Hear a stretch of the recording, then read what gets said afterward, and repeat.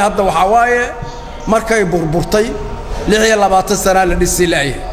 waxaana lagu dumiyay dawladda jirtay walaxaan dhamay lama sano lagu dumiyay waxaan dhihi lahayn annaga marka war dulqaadkii waa naga dhamaaday haddana saaka waa nologaga sii diray waxaad yeeshiin dulqaadkayana la ka dhamaynin intaan dulqaadahayno oo wanaag ummadda Soomaaliyeed ugu yeerayno oo sabrayno waxaa la yeelayaan nalka dabageynine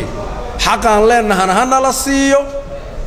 dawladuna alla ilaahay dawladda anaga aan lahayn waaye hadda waaba iska soo kayna horjeedisayo ma aqaan biriga kadib say naqadoon laakiin doonta magaciis waa helaan leeyahay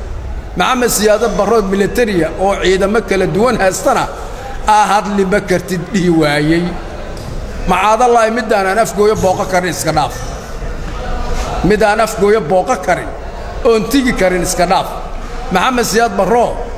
raas khasari saar iska boon intu ka dhaxaysa xukumaay oo dadka geela jira oo dhihi jiray war heesku waramina maxamed siyaad dadkan geel la jardada ugu jireen aburi waaya dad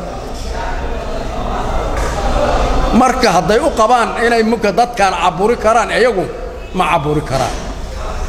waxay Soomaaliya u soo horseedayeen u soo jiidayeen in dadkan iyo ka caawiro Soomaaliya may rabtaa aad waa eeda soo dhaweyntii iyo gogoshaanahay wala ma eedin Soomaaliya iga tagtay inay yiraahdeen naga soo jiidayeen laakiin waaga ma dhahayna mana dhihin waaga hadda koor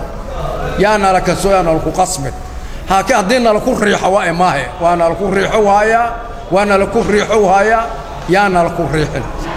annaga saasaan leenahay ummadda Soomaaliyeed ha maqasho adduunyadu ha maqasho qof aan ka qarayna ma jiraan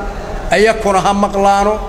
mana iyo alla ila saaso anfacaysay qaran Soomaaliyeed ku hogaamayna ay leeyihiin ha ka timaada hana ka jawaabaan haddii aynan ka imaanay ka jawaabi waayaan jawaabta lamaad walax ku haboona naga imaan doona wassalaamu calaykum wa rahmatullahi wa barakaatuh